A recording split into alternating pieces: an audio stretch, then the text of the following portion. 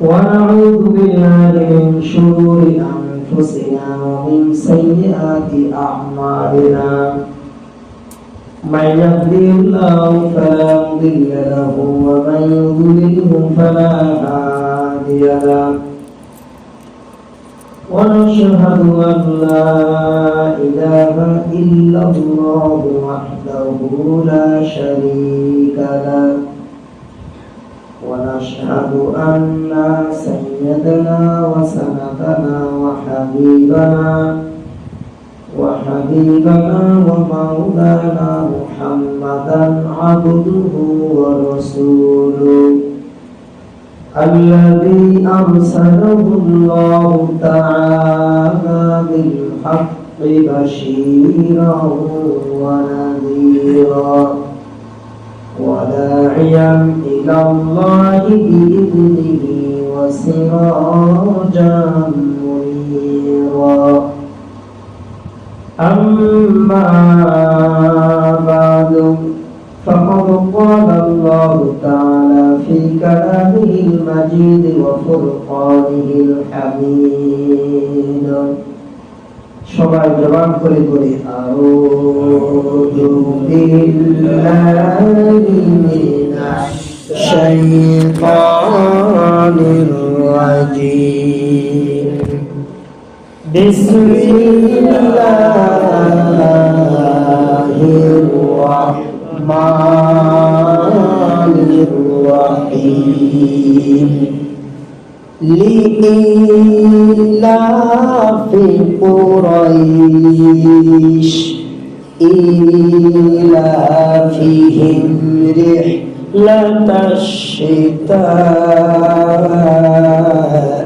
والصيف فليعبدوا رب هذا البيت الذي أطعمهم من جوع وآمنهم من خوف আরেকবার বলি لإيلاف قريش إيلافهم رحلة الشتاء والصيف فليعبدوا رب هذا البيت الذي أطعمهم من جوع وآمنهم من خوف আরেকবার বলি لإيلاف قريش إيلافهم رحلة الشتاء والصيف فليعبدوا رب هذا البيت الذي أطعمهم من جوع وآمنهم من خوف صدق الله العظيم حمد بحق بر خدای پاکرا حمد بحق بر خدای پاکرا آکے ایماداد مشتے خاکرا اندرادم কিলবদন জানম বলি আব্রাহা নূর ঈমানম বলি আলহামদুলিল্লাহ আল্লাহ পাকের লাখো কোটি শুকরিয়া যে মহান রব্বুল আলামিন আমাদেরকে হাজারো মানুষের মাঝ থেকে যাচাই করে বাছাই করে অগণিত মানুষের মাঝ থেকে বাছাই করে যাচাই করে মহান হুকুম আদায় করার পরে আল্লাহ তাআলা জিকিরের মজলিস জাকিরিন শাকিরিন আলিম মুত্তাকি ঈমান মুত্তাকি হালকার মাহফিল আমাদের বসার তৌফিক দিয়েছেন। এই জন্য আমরা কালিমাতুশ শুকরিয়া আদায় করি। সকলে বলছে আলহামদুলিল্লাহ, বলেন আলহামদুলিল্লাহ। আবার বলেন আলহামদুলিল্লাহ। রব্বানা লাকাল হামদ হামদান কাসীরান তাইয়িবান মুবারাকান ফীহি ইয়া রাব্বি লাকাল হামদু কামা ইয়ানবাগি লিজালালি ওয়াজহিকা লিজালালি ওয়াজহিকা ওয়া আযীমি সুলতানিকা। আমরা প্রশংসা করেছি সেই মহান রব্বুল আলামিন যিনি আমাদের সৃষ্টিকর্তা। বলেন আলহামদুলিল্লাহ। বলেন তো প্রশংসা করেছি কার? আল্লাহ বলেন লা ইন শাকারতুম লাযীদান্নাকুম ওয়া লা ইন কাফারতুম ইন্না আযাবি লাশাদীদ। কোন আল্লাহ পাকের বান্দা বান্দি যখন নিয়ামতের শুকরিয়া আদায় করবে, আল্লাহ রাব্বুল আলামিন বলেন ওই ব্যক্তি যেই আশা নিয়ে বসবে, যেই আশা নিয়েই বসবে, আমি আল্লাহ তাআলা রব্বুল আলামিন তার নিয়ামতকে বাড়িয়ে দিব। সুবহানাল্লাহ। আপনারা যদি অনেকে নিয়ত করেন আল্লাহ তুমি আমার জেহেন শক্তিকে বাড়ায় দিও, ভবিষ্যতে আমি যেন একজন ভালো ছাত্র হতে পারি, ভালো যেন হতে পারি, আপনি যেই নিয়তে করবেন আল্লাহর কাছে শুকরিয়া দেন, আল্লাহ হতে পারে আল্লাহ তাআলা রব্বুল আলামিন আপনার দোয়া মঞ্জুর করবে। মানে সুবহানাল্লাহ। কারণ হাসবুনাল্লাহু নি'মাল ওয়াকিল, আল্লাহ আমাদের জন্য কে যথেষ্ট? আল্লাহ। এই আয়াতে বলছে হাসবুনাল্লাহু নি'মাল ওয়াকিল, আল্লাহ আমার জন্য যথেষ্ট, আর কোনো প্রয়োজন আছে না। আল্লাহ। আমরা আজকে সূরা কুরাইশ পড়েছি। কি পড়েছি? সূরা কুরাইশ। আমরা অন্তত সূরা ফিল থেকে সূরা নাস পর্যন্ত 10টা সূরা আমাদের জানার তো অত্যন্ত দরকার, ঠিক না? নামাজ পড়তে হলে এই 10টা সূরা জানতে হবে। কিন্তু নামাজের ভিতর মজা লাগবে যদি 10টা সূরার সামথিং আপনি অর্থগুলো জানেন। তাফসীর জানতে হবে। আমাদের মতো লেখাপড়া 14-15 বছর 20 বছর লেখাপড়া করতে এই বিষয়টা এমন না। আপনি সামথিং ভাবে আনুষঙ্গিক ভাবে আলেমদের মুখ থেকে শুনবেন, অতটুকু যদি খেয়াল রাখতে পারেন। সূরা ফিলের আলোচনা করেছিলাম এর আগে। আজকে সূরা কুরাইশ, সূরাতুল কুরাইশ। তাফসীরের কিতাবের ভিতরে বিশাল কথা আসছে। সবচেয়ে মূল্যবান যে কথাটা এখানে সূরা কুরাইশের ভিতরে বলেছেন ইমাম ফখরুদ্দিন রাজি রাহমাতুল্লাহি আলাইহি তাফসীরে জালালাইনে বলে, আরো অনেকগুলো মাআরিফুল কোরআন যতগুলো তাফসীরের কিতাবের ভিতরে আসছে, মূল টার্গেট এই সূরার ভিতরে একটি কথা আছে। মূল টার্গেট অনেকগুলো কথা আছে, সেই কথাগুলো এখানে বললে সময় থাকবে না, বাদ বাকি কথারও সময় থাকবে না। মূল যে বিষয়টা সেখানে আল্লাহ রাব্বুল আলামিন বলছেন যে তোমরা যদি পেট ভরে খেতে চাও, কি ভরে? দেখছেন আল্লাহ আজকে গোটা দুনিয়ায় শুধু এই খাওয়ার জন্য, রিজিকের জন্য প্রাসানি, ঠিক না? এই সূরার ভিতরে বলছে আল্লাহ তেলাওয়াত যখন করবেন, বিশেষ করে এই জন্য আমরা বলি যারা আলেম নামাজ পড়ে তাদের নামাজ আর সাধারণ মানুষের নামাজ অনেক পার্থক্য হয়। কেন হয় জানেন? যখন আমি তেলাওয়াত করতেছি অর্থ আমার সামনের দিকে দাঁড়াচ্ছে, আল্লাহ কি বলছে, আল্লাহ কি বলছে। আপনারা দেখবেন সম্মানিত অনেক খতিবরা দেখবেন, বিশেষ করে আমাদের দেখা যায় কাবা শরীফের ইমামরা যখন তেলাওয়াত করেন কেঁদে ফেলেন। কি অনেকে দেখছেন না? সচক্ষের কথা বলেন না, এখন তো নেট দুনিয়া, কেঁদে ফেলেন কেন বলেন তো? আরেকজনের কথা মনে পড়ছে এই জন্যে। আল্লাহ কোরআনের যে আয়াতগুলো, এই অর্থগুলো তারা ভালো করে জানে, ওই অর্থগুলো জানে। আমরা আমাদের কাছে মজা লাগে না, এই জন্য আমরা যতটুকু জানতে পারি, আমিও চেষ্টা করেছি অন্তত এই 10টা সূরার মর্মতা আপনাদের কিছু না কিছু জানাবো ইনশাআল্লাহ। সূরা ফিল বলেছে, এবার সূরা কুরাইশের কথা কিছু বলবো। এখানে আল্লাহ বলতেছেন তাবলীগ জামাতের ভিতরে আমাদের একটা দল আছে, আলহামদুলিল্লাহ, বলেন আলহামদুলিল্লাহ। তারাও দ্বীনের কাজ করে, আল্লাহ তার আঞ্জামকে কবুল করে, বলে আমিন। এবং পীর মুরিদ যারা আছে তারাও দিনের লাইনে কাজ করতেছে, আলহামদুলিল্লাহ, তাদের আঞ্জামকে কবুল করে বলেন আমিন। তাবলীগ জামাতের যে কথার ভিতরে আছে, নামাজ পড়লে 5টা জিনিস পুরস্কার দেওয়া হবে, তার সর্বপ্রথম যেটা বলা হয় যে রিজিকের অভাব অনটনকে দূর করে দিবে, সুবহানাল্লাহ বলে। এই কোরআন কারিমে সেই সূরা কুরাইশে বলছে যে তোমরা যদি পেট ভরে খেতে চাও, পেট ভরে যদি খেতে চাও, তাই মালিকের কাবা ঘরের ইবাদত করো, এই মালিকের ঘরের ইবাদত করো, সুবহানাল্লাহ বলেন। দেখছেন, এই ঘরের ইবাদত করো, আল্লাহু আকবার। কেমন জানি আল্লাহ কুরাইশদেরকে বলছেন, এই কুরাইশরা, মালিক পেট ভরে খেতে চাও, মালিকের ইবাদত করো। আর আজকে আমাদের সমাজে দ্রব্যমূল্যের দাম বেশি, নামাজ কালাম যেটা পড়ছিল, কিছু কিছু লোক নামাজ পড়েছিল ওইটাও ছাড়িয়ে দিছে। সব উল্টা, সব উল্টা।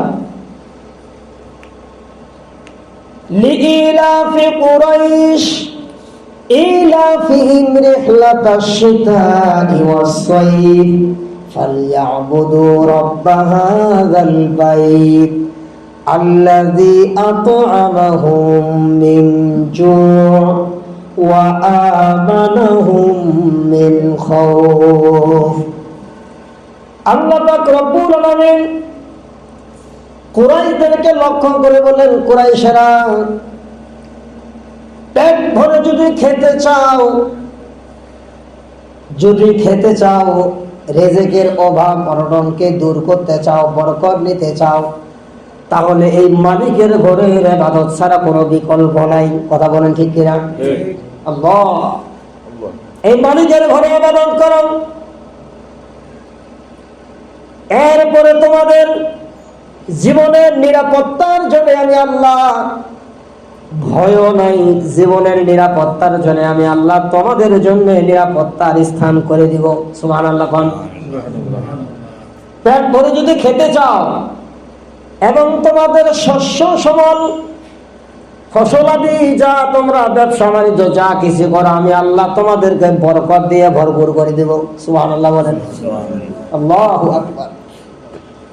মালিকের ইবাদত যখন করবেন, আল্লাহর রহমত আকাশ ফেটে জমিন ফেটে চলে আসবে। এই যে সমুদ্রের মাছ, এই মাছ কে দিয়েছে? আল্লাহ। এটা কি আমার বাবার বানানো? না, আল্লাহ। সমুদ্রের মাছ, সমুদ্রের মাছ কে দিল? এই মাছ তো আমার মাওলাই দিয়েছে। যখন মানুষ মালিকের হুকুম আদায় করবে, আল্লাহর হুকুম আদায় করবে, জিকির আজগার করবে, কি করবে? জিকির আজগার করবে, ইবাদত। ইবাদত করতে মন চায় না কেন? ইবাদত করতে মন চায় না, ধরুন এই একটা গ্লাস, এই গ্লাসটার ভিতরে যদি পানি ভর্তি থাকে, খেয়াল করুন, তাহলে আলোচনা শুনতে খুব মজা পাবে।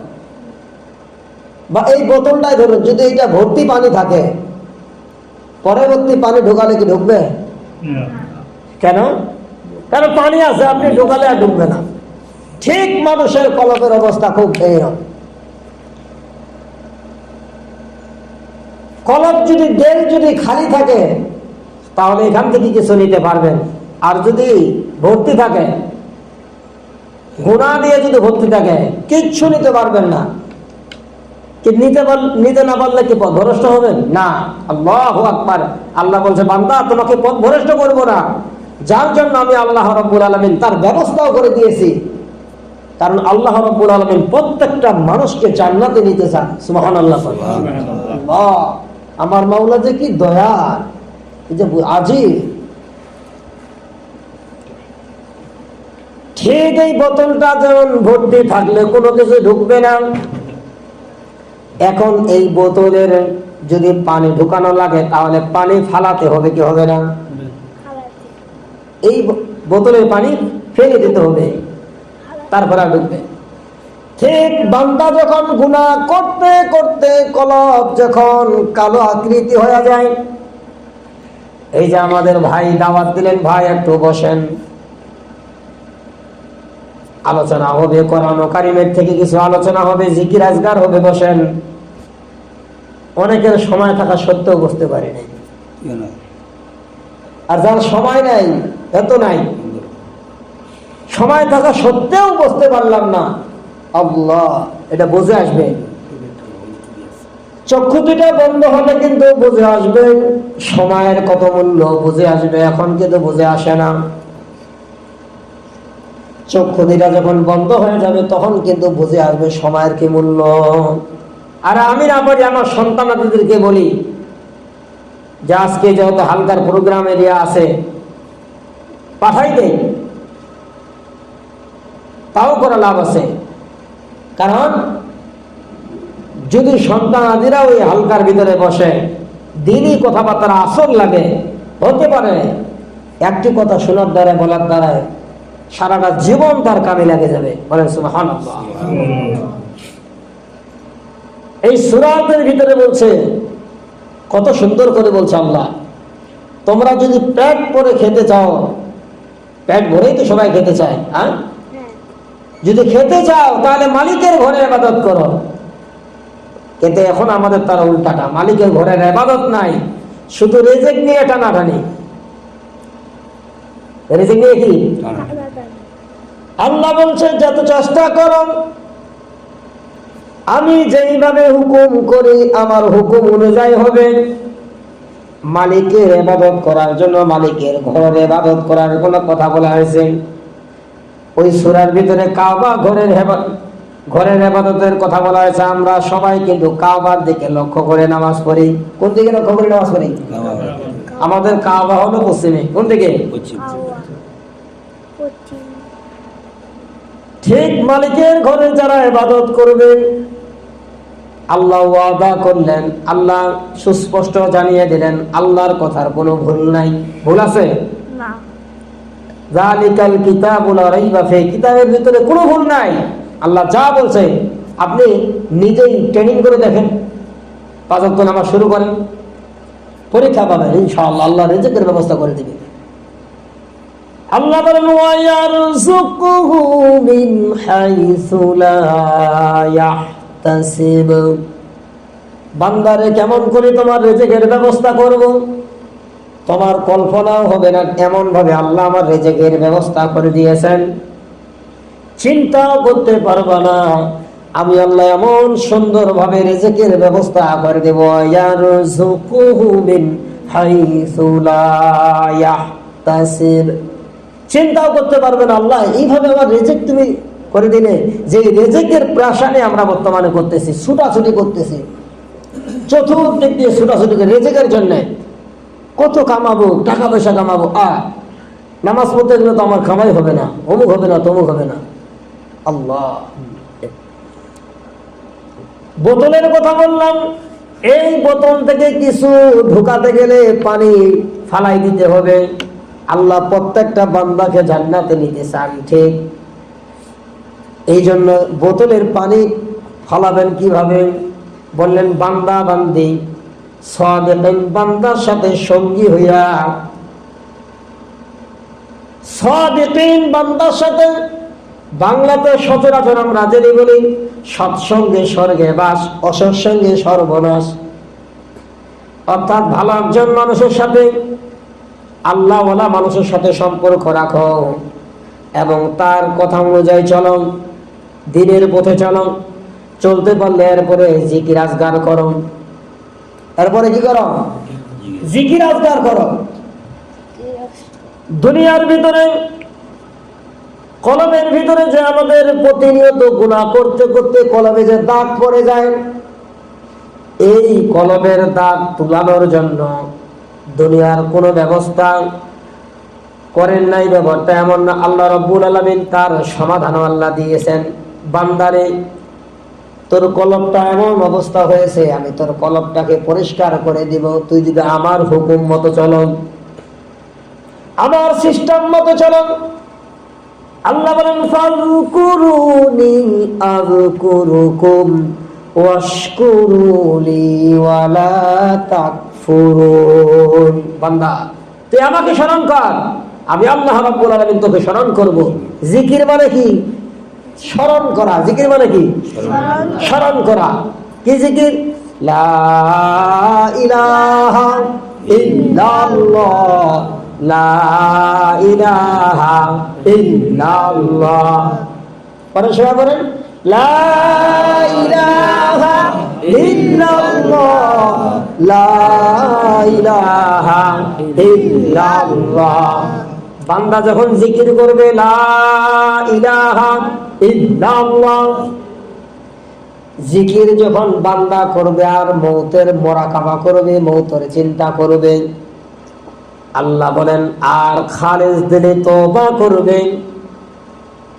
তওবা যখন করবে, তওবা কিন্তু মুখে মুখে তওবা তওবা নয়, আস্তাগফিরুল্লাহ আল্লাযী লা ইলাহা ইল্লা হুয়াল হাইয়ুল কাইয়্যুম ওয়া আতুবু।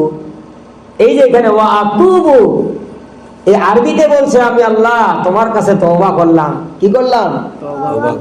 তোমার কাছে তওবা করলাম। তখন বান্দার গুনাহগুলি ঝরতে থাকবে। বলেন সুবহানাল্লাহ। জিকির যখন করবে মনের ভিতরে, দিলের ভিতরে শান্তি পাবেন। যেই আল্লাহ পাকের বান্দারা জিকির করে ওরা কিন্তু জিকির ছাড়া থাকতে পারে না। কথা কয় না? জি। ওরা কিন্তু জিকির ছাড়া থাকতে পারে না। আমি নিজের কথাই বলি, জিকির না করলে একদমই ভালো লাগে না। যখন মনটা খারাপ লাগে, হয় কোরআন তেলাওয়াত করবো না জিকির করব, দিলে দিলে জিকির করো লা ইলাহা ইল্লাল্লাহ, লা ইলাহা ইল্লাল্লাহ। এই জিকির শুধু এই হালকার মাহফিলে এখানে জিকির আর নাই। সকাল সন্ধ্যে জিকির করার কথা বলছে কে? আল্লাহ। আল্লাহ। সকল মাখলুক তাসবিহ রত থাকে। বলেন সুবহানাল্লাহ। সকল মাখলুক কি? এই গাছ বলেন, সমস্ত মাখলুক পিপিলিকা যা আছে সব তাসবিহরত থাকে। বলেন সুবহানাল্লাহ। আর মানুষ শুধু জিকির করতে চায় না। জিকির করতে হবে, বেশি বেশি করে জিকির করতে হবে, সকাল সন্ধ্যা জিকির করতে হবে। আল্লাহ বলেন ফালিয়াবুদু রাব্বা হাযাল বাইত। তোমরা যদি পেট ভরে খেতে চাও, ক্ষুধা নিবারণ হতে চাও, তোমাদের যদি ভয় ভীতি থেকে আশ্রয় নিতে চাও, তাহলে মালিকের ঘরে ইবাদত করো। আর ইবাদতের মজার জন্য হলো জিকির। কি? ইবাদত মজা লাগার জন্য জিকির করতে হবে। আপনি জিকির করেন, ইবাদতে মজা পাবেন। আজকে ইবাদত করে মজা লাগে না। সাহাবারা এত নামাজ কালাম পড়তেন, সাহাবাজ বান্দা নামাজ পড়তেন, কেন এত নামাজ পড়তেন? নামাজের ভিতর মজা পাইল। কি পাইল? আজকে আমি আপনি নামাজের ভিতরে মজা পাই না। কারণ কি? কারণ কলম আমার নষ্ট হয়ে গেছে, যার জন্য আমি কি পাই না? স্বাদ পাই না। আমার দেহের ভিতরে আমি স্বাদ পাই না। উদাহরণ দিতে গিয়ে বিভিন্ন প্রোগ্রামে এবং মাহফিলে আমি আলোচনা করে থাকি। খুব মনোযোগ দিয়ে শুনবেন, কেন আমার আমল স্বাদ লাগে না। খুব খেয়াল করেন। ধরুন আপনার আব্বা বয়স্ক মানুষ, আপনাকে একটা ভালো চাকরি, ছেলে আপনার ছেলের ভালো একটা চাকরি হয়েছে, এক জায়গায় চাকরি করতে গেছে। চাকরি পাওয়ার পরে প্রথম বেতন নিয়ে যখন আসছে বাড়িতে, সাধারণত যাদের চাকরি হয়, ভালো চাকরি হয়, প্রথমত বাড়িতে মিষ্টি নিয়ে আসে, দই মালা, দই আর কি কয়, রসমলাই না, রসমালাই ভালো ভালো নিয়ে আসে। কিন্তু ঘটনা করবে দেখলো বাবার জ্বর। কি? বাড়িতে আব্বাজানের জ্বর। রসগোল্লা যখন নিয়ে আসলো, মনে করলো আমার বাবা, কারণ আমার বাবাই তো আমাকে লেখাপড়া করে এই পর্যন্ত নিয়ে আসছে। এখন আব্বার কাছে গিয়া দেখে, মাথায় হাত দিয়া দেখে জ্বর। এর উপরও মন মানে না যে আমার আব্বা যেহেতু একটা ভালো চাকরি হইল, আমি আমার আব্বাকে একটু রসগোল্লা বা রসমলাই একটু দেই। মুখে যখন তার আব্বার রসমলাই দিয়েছে, খেয়াল করেন তাহলে বুঝে আসবে। মুখে যখন রসমলাই দিলাম, তখন তার আব্বা মুখে নিয়ে থুতু করে ফেলে দিল। কেন? তার কাছে খুব বাজে লাগতেছে, কারণ যখন জ্বর হয় মুখ যখন সিদ্ধ হয়ে যায়, তিতা হয়ে যায়, হয় না? কি আপনাদের কারো জ্বর হয় নাই? এরকম হয় নাই? যখন জ্বর লাগে, তিতা লাগে, তখন কি ভালো লাগে? ভালো খাদ্য দেখবেন তার কাছে এটা কি পাকাইলো? আসলে কি মিষ্টির দোষ না তার মুখের দোষ? মনে মনে বয়স হয়ে গেছে তো, বুড়ো মানুষ, আব্বাজান বুড়ো মানুষ, বয়স হয়ে গেছেন, মনে মনে ভাবে ছেলে এত বড় একটা চাকরি পাইলি, প্রথম বেতন পাইলি, আর বেতন পাইয়া তোর আব্বার জন্য পোছামার কাজে নিশ্চয় নিয়ে আসলি। বুড়ো মনে মনে মনে করতেছে এই কথা, ছেলের ব্যাপারে বলতেছে যে তোর আব্বার জন্য তুই এই জিনিস নিয়ে আসলি, পোষা জিনিস নিয়ে আসলি। আসলে কি ছেলে পোষা জিনিস নিয়ে আসছে? কারণ কি তার আব্বার জ্বরের কারণে মজা লাগে না, থুতু দিয়া ফেলাই দিল। ঠিক বুজুর্গনের দিনেরা আমাদেরকে সুন্দরভাবে এই উদাহরণটা দিয়েছেন, বুঝিয়েছেন। আজকে আমার আমল ভালো লাগে না, ছেলে যখন বুঝতে পারলেন যে আব্বার মন বেজার, রসগোল্লাই নিয়ে আসলাম, সুন্দর জিনিস নিয়ে আসলাম, মুখে দিলাম, খেলো না, বরং তার ভাব মূর্তি আমার দিকে খারাপ লক্ষণ দিকে তাকিয়েছে। তখন চিন্তা করলেন, আহারে আমার আব্বার ট্রিটমেন্ট করা লাগবে। ট্রিটমেন্ট করার জন্য হসপিটালে নিয়ে গেলেন। এরপরে চিকিৎসা করার পরে জ্বরের যখন চিকিৎসা পাতি সুস্থ হলেন, ওই রসমলাই আবার যখন দিলেন, তোমাকে এত স্বাদ। বুড়ো কি কয়, এখন এত স্বাদ, এত মজা। আব্বা আপনি একটু আগে না বেজার করলেন? আল্লাহ, এই যে আপনাদেরকে ধরে ধরে বলে ভাই বসেন, হালকা জিকিরে মাহফিলে বসেন, মন বসতে মন চায় না, ভাই একটু নামাজে বসেন, নামাজ পড়েন, মন চায় না। কারণ কেন? মজা লাগে না। মজা লাগলেই তো বসতেন। দেখেন না যুবকেরা ঘন্টার পর ঘন্টা টিভির সামনে ওই যে খেলা হচ্ছে বসে আছে, না আছে বসার জায়গা, না আছে ফ্যান, না আছে কোনো কিছু, ঘন্টার পর ঘন্টা দাঁড়িয়ে থেকে বসে আছে। ও মজা লাগছে, না মজা লাগছে বিধায় তো বসে আছে, কি আছে না? যদি মজা না লাগতো তো থাকতো নাকি? সেদিন আমি একজন জিজ্ঞেস করলাম, ভাই তুমি তো গার্মেন্টস 10টা পর্যন্ত করে, এখন তো ঘুমার দরকার, সে 8টার সময় গেছে, 10টার সময় আসছে, এরপরে দেখি আপনাদের ঢাকা শহরে ক্লাম বোর্ড খেলতেছে। আমি জিজ্ঞেস করলাম এখানে কেন? কয়েকজন একটু ক্লাম বোর্ড খেলতেছি। আমি বললাম সারাদিন তুমি লোকটা ব্যস্ত, এত পরিশ্রম করেছো, বাসায় যায় রেস্ট নাও। কয় না হুজুর, ওই যে ক্লাম বোর্ড খেলতেছেন আর বসে আছে একটু খেলতেছি, দিলের ভিতরে শান্তি পাই। নাউজুবিল্লাহ। চিন্তা করছেন এতক্ষণ পরিশ্রম করলো, এখন কয় 11টা 12টা পর্যন্ত খেলবো, তারপর যায় শুইব। এত পরিশ্রম করার পরে এখানে নিশ্চয়ই মজা পাইছে। প্রত্যেকটা জিনিসের মজা আছে। তার ছেলে চিন্তা করলো, বাবার চিকিৎসা করার পরে যখন রসগোল্লা মুখে দিলেন, এখন বাবার পরিবর্তন এসছে। ঠিক আমরা গুনাহ করতে করতে করতে করতে আমাদের কলবের অবস্থা খারাপ, আমাদের কলব ক্যান্সার হয়ে গেছে। এখন নামাজ কিন্তু মজা লাগে না, জিকির মজা লাগে না।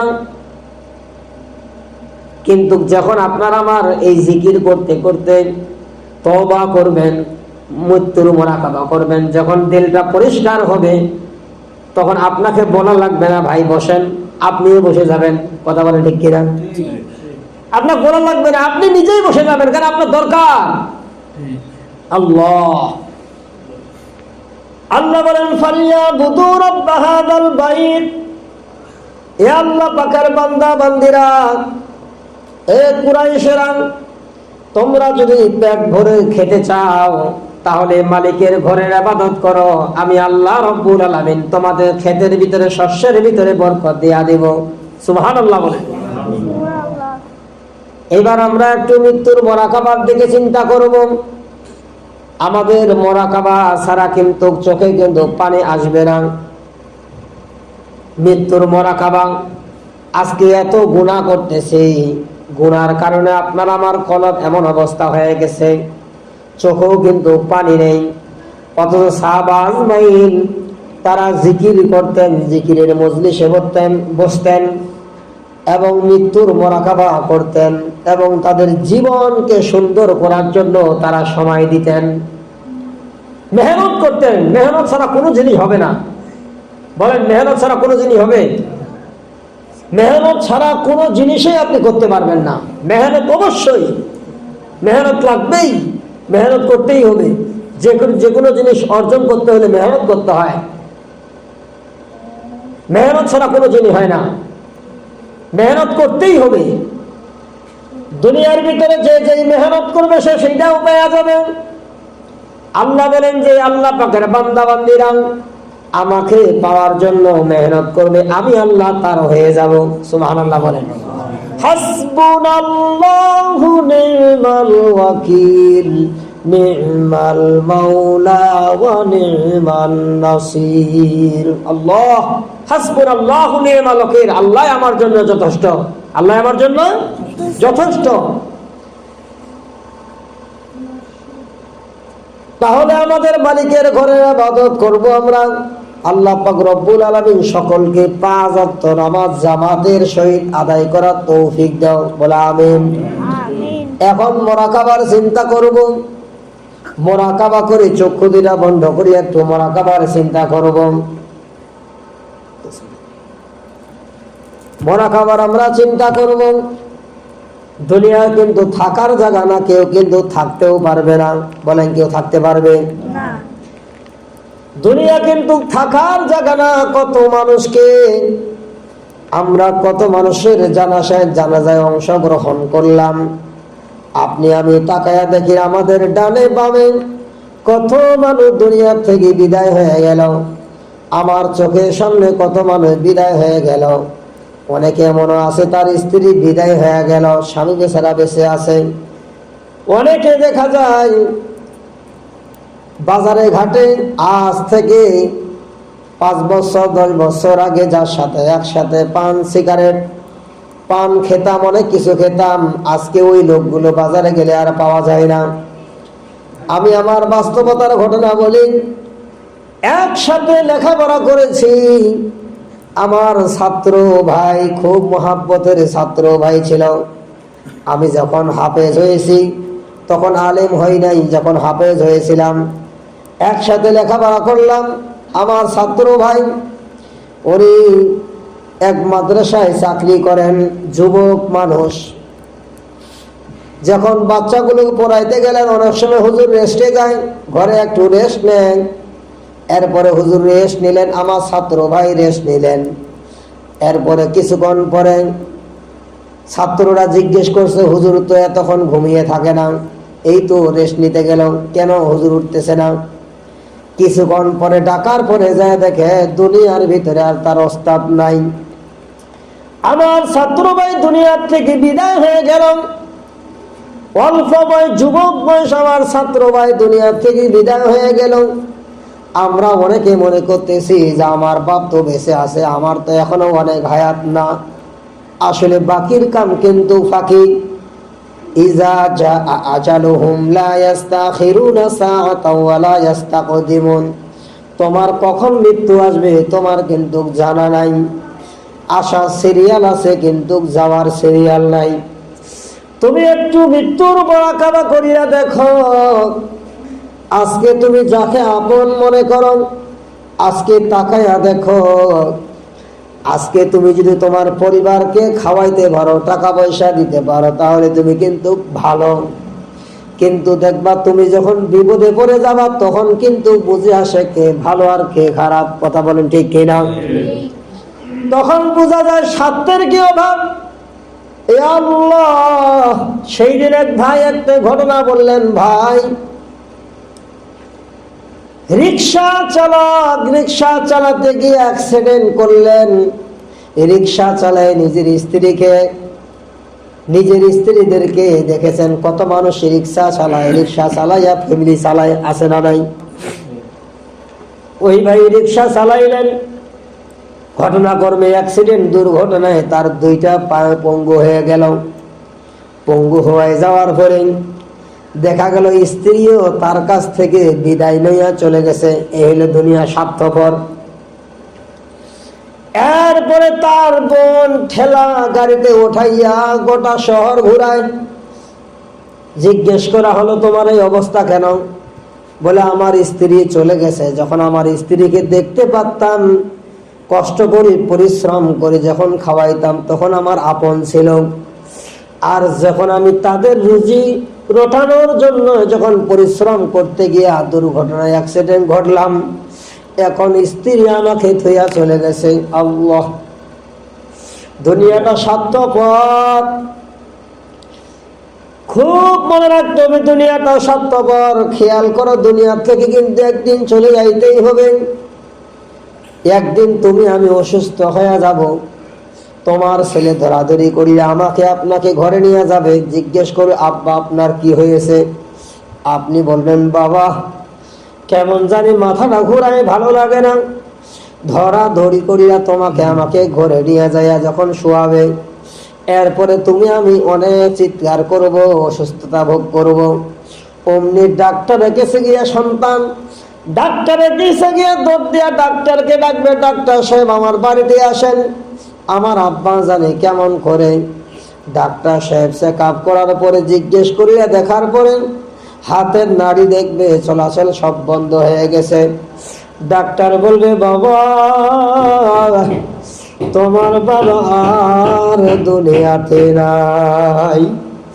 এখন তুমি আমি চিন্তা করি না, দেখো ওই কবরে, অন্ধকার কবরে তোমার আমার জন্য কেউ বাঁশ বাগানে বা ঝাড়ে বাঁশ কাটতে গেল, কেউ বা কবর খুঁড়তে গেল। তোমাকে আমাকে যখন জানাজার নামাজে দিয়ে দিলাম, এরপরে কবরস্থানে যখন তোমাকে আমাকে যখন নিয়ে গেল, এরপরে তোমাকে আমাকে যখন কবরে নামাইলাম, মনে মনে মনকে জিজ্ঞেস করো, মন কবরে যখন নামাইলে, ওই কবরে যখন তুমি রইলা, এখন দেখো তোমার আর আশেপাশে কেউ নাই, ওই অন্ধকার কবরে তুমি একা। এখন যখন তোমাকে মাটি দিল ওই কবরে, অন্ধকার কবরে যখন একা, তখন বুঝিবা, হাই রে দুনিয়া, আজকে কত আপন জন দুনিয়ায় দেখলাম, যাদের জন্য ইবাদত বندگی পর্যন্ত আমি করতে পারলাম না, আজকে তারাও আমাকে অন্ধকার কবরে ফেলিয়া চলিয়া গেল। আর আল্লাহ ডাক দিয়ে বলে, বান্দারে সবাই তোমাকে থইয়া চলে গেল, কিন্তু আমি আল্লাহ তোমাকে ভুলি নাই, কারণ তুমি আমাকে ভুলো নাই। যখন জিকির আজগার হয়েছে, তখন পাগলের মতো হালকায় জিকিরে বসে গেছো, হালকার মাহফিলে বসে গেছো, আমাকে স্মরণ করেছো, আমার হুকুম মতে চলেছো, নবীর তরিকা মনেতে চলেছো। এই জন্য আমি আল্লাহ, তোর কোনো চিন্তা নাই, তোর কবরে আমি আল্লাহ রইয়া গেলাম। এই জন্য আল্লাহ আমাদের সকলকে কবুল করিয়া নেন। এই জন্য আমরা দরুদ শরীফ পাঠ করি, আল্লাহুম্মা সাল্লি আলা সাইয়্যিদিনা ওয়া নাবিয়িনা ওয়া শাফিয়িনা ওয়া হাবিবিনা ওয়া মাওলানা মুহাম্মদ সাল্লাল্লাহু আলাইহি ওয়া আলা আলিহি ওয়া আসহাবিহি ওয়া বারাক ওয়া সাল্লিম।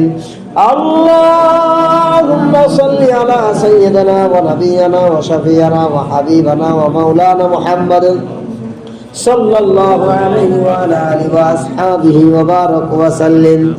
اللهم صل على سيدنا ونبينا وشفينا وحبيبنا ومولانا محمد صلى الله عليه وعلى آله وأصحابه وبارك وسلم. اللهم صل على سيدنا ونبينا وشفينا وحبيبنا ومولانا محمد صلى الله عليه وعلى آله وأصحابه وبارك وسلم. أستغفر الله الذي لا إله إلا هو الحي القيوم وأتوب إليه. لا حول ولا قوة إلا بالله العلي العظيم. أستغفر الله الذي لا إله إلا هو الحي القيوم وأتوب إليه. لا حول ولا قوة إلا بالله العلي العظيم. أستغفر الله الذي لا إله إلا هو الحي القيوم وأتوب إليه. لا حول ولا قوة إلا بالله العلي العظيم. أستغفر الله الذي لا إله إلا هو الحي القيوم وأتوب إليه.